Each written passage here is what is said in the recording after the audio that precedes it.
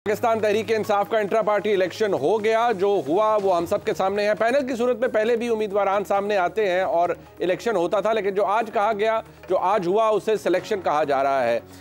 Barrister Gauhar Khan साहब chairman Pakistan Tehreek Insaf elect हो चुके हैं, लेकिन सवाल ये किया जा रहा है कि इलेक्शन हुआ तो हुआ कैसे, कहां पर थे वोटर, कहां पर थी वोटिंग लिस्ट। और अब तो अकबर बाबर ये भी कह रहे हैं कि कागजात नामजदगी बहुत से लोग हासिल करना चाहते थे लेकिन उन्हें दिए नहीं गई। इनफैक्ट किसी को पता ही नहीं था कि इन्फॉर्मेशन है क्या। ऐसी सूरत हाल में पाकिस्तान तहरीक इंसाफ अपना इंतखाबी निशान यानी बल्ला बचा रही है, लेकिन बल्ला बचाते बचाते अब तक पाकिस्तान तहरीक इंसाफ के साबिक चेयरमैन इमरान खान साहब की कुर्बानी तो हो चुकी है, लेकिन इस इंतखाब की सैंक्टिटी क्या है, इसकी वैल्यू क्या है। कहा यह जा रहा है कि इंतखाब चैलेंज होगा और इसे कलअदम करार दिया जाएगा, और अगर ये इंतखाब कलअदम करार दिया जाता है तो पाकिस्तान तहरीक इंसाफ अपना इंतखाबी निशान बल्ला खो देगी।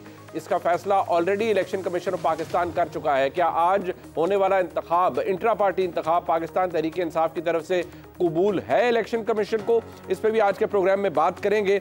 बात इस हवाले से भी होगी कि पाकिस्तान पीपल्स पार्टी दोबारा एक बार फिर एक के बाद एक एतराज़ कर रही है पाकिस्तान मुस्लिम लीग नून पर और पाकिस्तान मुस्लिम लीग नून को मुहैया तमाम तर सहूलतों के हवाले से। बिलावल भुट्टो जरदारी ये कह रहे हैं कि मियां नवाज शरीफ को चाहिए कि वो वोट को इज्जत दिलवाएं, बेइज्जती ना करें। उन्होंने कहा कि हर दौर में कोई ना कोई आ जाता है और वो चाहता है सब दरबारियों की तरह उसके सामने हाजिर हों और वो इलेक्शन की हवा बनाए और इलेक्शन जीत जाए। ये इतना आसान नहीं है। उनका कहना यह है, यानी बिलावल भुट्टो जरदारी साहब का कहना यह है कि पाकिस्तान मुस्लिम लीग नून की हवा नहीं बन रही, लोग अंडे और टमाटरों के साथ उनका इस्तकबाल करेंगे। लेकिन इसका फैसला आने वाले इंतखाबात में होगा कि अगर अंडे और टमाटर ही पड़ने हैं तो वो किसको पड़ने हैं, वो पाकिस्तान मुस्लिम लीग नून के खाते में आएंगे या किसी और के खाते में आएंगे। लेकिन आज जो बात सबसे ज़्यादा हैरान कुन थी वो ये कि मुस्लिम लीग नून का पार्लिमानी बोर्ड का इजलास हुआ, उसके बाद राना सनाउल्लाह साहब सामने आए और एहसन इकबाल साहब उनके साथ मौजूद थे। जो पहली गुफ्तगू सामने आई वो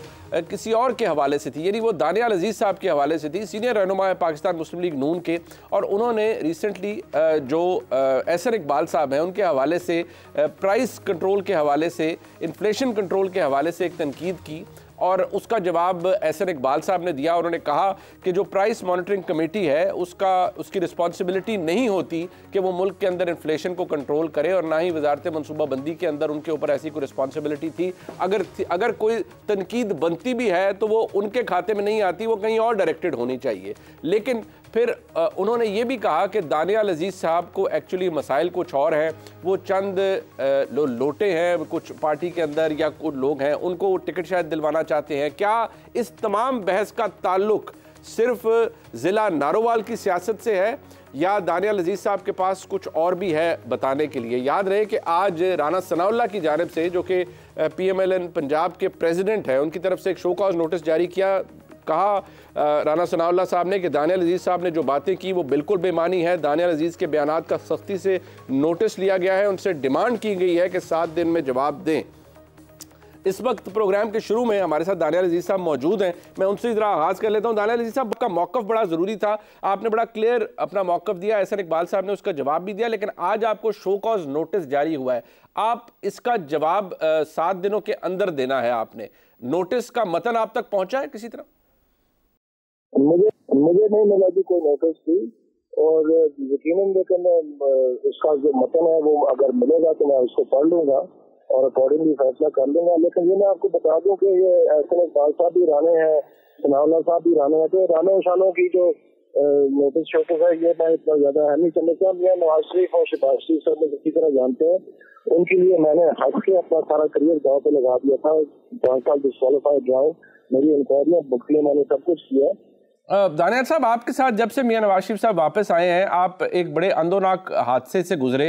अल्लाह ताला ने आपको दूसरी ज़िंदगी अता की और अल्लाह का बहुत करम है कि माशाल्लाह अब आप सेहतियाब हैं। मियां साहब से आपका राब्ता हुआ जब आप हॉस्पिटल में भी थे, या जब मियां साहब वापस आए आपकी कोई मुलाकात हुई उनसे? नहीं जी, मेरा नहीं अभी तक मुलाकात हुई जी। राब्ता हुआ किसी तरह फ़ोन पर जब आप बीमार थे उस वक्त? नहीं, राब्ता भी नहीं हुआ जी। आपको क्या वजह है, आप यकीनी तौर पर ये बात फैक्ट है, जब पैनमा का पूरा मामला चल रहा था आप बड़ी एग्रेशन के साथ PMLN का और ख़ास तौर पर मियां नवाज शरीफ साहब का दिफा करते थे। शायद ही कोई ऐसी पेशी हो जो आपने मिस की हो सुप्रीम कोर्ट के अंदर। हम डेली इस चीज़ को ऑब्जर्व भी करते थे, चाहे वो मीडिया पे बात हो या कोर्ट के बाहर हो, और आपने खुद कहा आपने उसका रगड़ा भी खाया, नताइज भी भुगते। वजह क्या है? आपने कहा कि ये राने मिल गए, यानी राना सनाउल्लाह साहब और एहसन इकबाल साहब, बट जो इल्ज़ाम वो आप पर लगा रहे हैं कि आप कुछ लोगों को टिकट दिलवाना चाहते हैं और आपकी जो मुखालफत है वो महज जिला नारोवाल की सियासत के हवाले से एहसन इकबाल साहब से। वो अगर यही बात है तो वो काइंडली बता दें मैंने किस दिन टिकट मांगी है, किसकी और कहाँ मांगी है। गलत प्लानिंग से तो काम नहीं चलेगा ना। अब आप देखें जो प्लानिंग कमीशन है, आप भी इस वेबसाइट पे जा सकते हैं और वहाँ जाकर आप देख लें प्राइस कंट्रोल के हवाले से ये सारी मीटिंग वो करते रहे। नेशनल प्राइस कंट्रोल और मॉनिटरिंग कमेटी जो है, प्राइस मॉनिटरिंग कमेटी जो है, इसके चेयरमैन जो है, तो आपका क्या ख्याल है इस मीटिंग में क्या होता रहा? चारों सूबे, ministry of finance, ministry of industry, competition commission, वो सारे मिनट्स इशू हुए हैं। आप देख लें जाके वेबसाइट पे। ये शायद याददाश्त भूल गए, तो वो क्या फिर वो बंगलों से मीटिंग आ रहे थे या वो लोगों को बेवकूफ बनाने के लिए वो मीटिंग कर रहे थे? दानियल साहब, आप पार्टी का, जारी बात है अब आपकी डिस्क्वालिफिकेशन खत्म हो चुकी है, आप दोबारा मेंबर इलेक्ट हो सकते हैं। आप पार्टी, क्योंकि पहले आपकी एहलिया भी रही, MNA रही पाकिस्तान मुस्लिम लीग नून की, अब आप खुद पार्टी का टिकट सीख कर रहे हैं और विद दिस जो प्रॉब्लम एक क्रिएट हो गया है या एक तलखी हो गई है, इसके बाद आपके प्रॉस्पेक्ट्स क्या हैं? आप इस नोटिस का जवाब देंगे या आप इस नोटिस का जवाब इस सूरत में देंगे कि नहीं, जो मैंने कहा वो बिल्कुल दुरुस्त है और वो हकायक है? मैं आपको ये अर्ज कर रहा हूँ कि जो पाकिस्तान में जो हालात बने हुए हैं इस वक्त, अगर तो फ्रेंकली हमारे पास किसी किस्म का बयानिया नहीं है महंगाई के हवाले से, जिसमें एक प्रॉपर तरीकाकार, एक बिलीवेबल क्रेडिबल प्लान हम उनको ना दें आवाम को, तो मैं आपको बता रहा हूँ इसका मकसद ही कोई नहीं रहना कि टिकट किसको मिली है किसको नहीं मिली। ठीक हो गया, ठीक हो गया। बहुत शुक्रिया दानियल अजीज साहब मौजूद थे। मैं अपने मेहमानों की तरफ चलता हूँ जी। इफ्तिखार अहमद साहब हमारे साथ मौजूद हैं लाहौर स्टूडियोज़ में। हमें मोहसिन शाहनवाज राना साहब ज्वाइन कर रहे हैं, पाकिस्तान मुस्लिम लीग नून के सीनियर रहनुमा है, MNA भी रह चुके हैं, मिनिस्टर भी रह चुके हैं। बहुत शुक्रिया मोहसिन साहब आपका। और जनाब मोहम्मद मालिक साहब हमारे साथ मौजूद हैं, सीनियर सहाफ़ी हैं। याद रखिए कि प्रोग्राम के आखिरी सेगमेंट में हमारे साथ परवेज़ खटक साहब भी मौजूद होंगे। एक ज़माने तक पाकिस्तान तहरीक इंसाफ का हिस्सा रहे, आज वो पाकिस्तान तहरीक इंसाफ के इंट्रा पार्टी इलेक्शन के हवाले से क्या कहते हैं उस पर भी बात होगी। अब जरा गुफ्तगू का आगाज़ करते हैं। वैसे जो इंतखाबात हो गए वो उस पर सवाल इसलिए है, एक तो चले जिस तरीके से हुए, लेकिन जो मैसेजेस हैं वो बड़े सिग्निफिकेंट हैं। एक तरफ गौर खान साहब खुद क्या फरमा रहे हैं कि जी आज जब उनका इलेक्शन हो गया तो क्या कह रहे हैं, जरा सुनिए। PTI का किसी के साथ झगड़े का कोई इरादा न है, न कभी किया और न हम करेंगे। और खान साहब का जो नजरिया पहले से वाज़े है वही नजरिया चलेगा। वो कल भी वही नजरिया था, आज भी वही नजरिया, और इसके मुताबिक हम चलेंगे। हम सबको ये कह रहे हैं हमारे साथ ज्यादती बड़ी हुई है, हमारे साथ ज्यादती बड़ी हुई है, और वो कह रहे हैं हमने तो कुछ कहने ना, हम पहले किसी से लड़ाई कर रहे थे ना अब करेंगे। चलो ठीक हो गया। अब जो इमरान खान साहब की हमशीरा है मोहतरमा अलीमा खान साहिबा, वो क्या फरमा रही हैं वो बड़ा सिग्निफिकेंट है, क्योंकि जो वो फरमा रही हैं, और अगर वाकई वो इमरान खान साहब की तर्जुमानी कर रही हैं एक्चुअली, तो फिर तो बड़ा मसला है। क्योंकि जो इंप्रेशन क्रिएट किया जा रहा है गौर खान साहब के आने से करीब मामला ज़रा बेहतर करने के लिए थोड़ा बेहतर हो जाएगा, लेकिन वो तो कुछ और बात फरमा रही है। ज़रा सुनिए। इमरान खान ने 3 चीजें आइडेंटिफाई की आज। उन्होंने कहा एक बना था लंदन एग्रीमेंट। लंदन एग्रीमेंट में ये था इमरान खान को हटाया जाए, PTI को डिसमेंटल किया जाए, नवाज शरीफ के केसेस खत्म किए जाए। अब ये उन्होंने बताया 3 चीजें, इतनी तेजी से तीनों चीजें इम्प्लीमेंट हो गई है कि नहीं? लंदन प्लान है। उस लंदन प्लान के अंदर जाहिर बात है इमरान खान जब ये कहते हैं तो वो समझते हैं, बल्कि बिलीव करते हैं, और इनफैक्ट रिएटरेट भी करते रहे कि इसके अंदर पाकिस्तान की मिलिट्री एस्टैब्लिशमेंट इन्वॉल्व है। मैं ज़रा इसके ऊपर मौक़िफ़ आना ज़रा ज़रूरी है। इफ्तिखार साहब, सबसे पहले आप मुझे बताइए कि ये जो इलेक्शन आज हुआ है इसके हवाले से कहा जा रहा है बड़ा साफ शफाफ इलेक्शन हुआ है जी और यही आना था, लेकिन सिग्नल्स बड़े मिक्स्ड हैं जो गौर खान साहब दे रहे हैं और फिर अलीमा खान साहबा दे रही हैं। उस पर तो हम बाद में जाएंगे ना।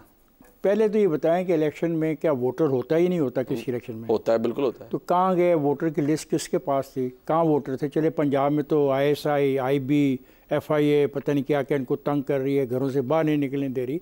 ये तो अपना वो सूबा है जहाँ पे 9 साल इक़्तिदार में रहे जिसको आज भी स्ट्रॉन्ग होल्ड समझते हैं। तो मुझे वोटर्स तो कोई नज़र नहीं आया। अगर वोटर नहीं है तो फिर इलेक्शन किस चीज़ का हुआ है? ठीक है, आपको शायद याद हो कि इससे पहले एक इंटर पार्टी इलेक्शन हुआ था लाहौर में, और ईवान इकबाल में इलेक्शन हुआ था, अलीम खान साहब वगैरह वो इलेक्शन लड़ रहे थे। आप देखते कितना भरपूर मुजाहरा था पार्टी वर्कर्स का। चले लाहौर में तो मुमकिन नहीं था, मैं माने लेता हूँ इनकी बातों को, तो पेशावर में तो मुमकिन था। अब वोटर है नहीं है, वोटर लिस्ट है नहीं है और मुंतखब हो गए, फिर जब इसको चैलेंज किया जाएगा तो फिर रोना धोना शुरू हो जाएगा कि हमारे साथ ज़्यादती हो रही। वही फिक्रा जो कहा जा रहा है कि लंदन प्लान का हिस्सा था। अब लंदन प्लान में ये लिखा था कि इनको इलेक्शन कमीशन कहेगा कि आप अपने इलेक्शन करवाएं, और जब ये इलेक्शन करवाने जाएंगे तो इनके पास वोटर लिस्ट भी नहीं होगी। वो कहते हैं ये भी लंदन प्लान का हिस्सा था ना। पर वो कहते हैं नहीं कि लंदन प्लान में यही तो था कि मेरे से पार्टी चेयरमैनशिप चली जाएगी, मैं डिस्क्वालीफाई हो जाऊंगा और मियां नवाज शरीफ के केसेस माफ हो जाएंगे। मुनीब बात सुनो, मियां नवाज शरीफ के केसेस अगर गलत माफ हुए हैं तो they should go and challenge them in the courts, ठीक है। और इनके पास सारे वकील हैं अब तो माशाल्लाह। जी, वेरी हैप्पी। और खान साहब भी वकील हैं, बैरिस्टर हैं। मैं तो बड़ा खुश हूँ कि एक सियासी पार्टी ने जन्म लिया जो वकला पे मुश्तमिल है। गुड। बात ये है कि क्या लंदन प्लान में ये तय था कि ये पार्टी के इलेक्शन नहीं करवाएंगे? किसने पार्टी के इलेक्शन नहीं करवाए? इन्होंने नहीं करवाए। क्या इनके इल्म में नहीं था कि पार्टी के इलेक्शन करवाना एक रिक्वायरमेंट है while we are going for the election, उसमें हमको देने पड़ेंगे? वो कहते हैं हमने करवाए थे, इलेक्शन कमीशन ने कहा नहीं आपने तो इसके अंदर दो नंबरी की ना। तो आज चैलेंज कर देते तो 1000-2000 वर्कर को ले आते, लिस्ट बनाते, इलेक्शन करते, किसी को 26 वोट। आपको लगता है ये इसको ये फॉर रीजन ये ट्रांसपेरेंट नहीं है? ऑब्वियसली मैं लफ्ज़ ये नहीं इस्तेमाल करूंगा कि ट्रांसपेरेंट नहीं है, मैं कहूँगा ये इलेक्शन वो नहीं है which are required by the law.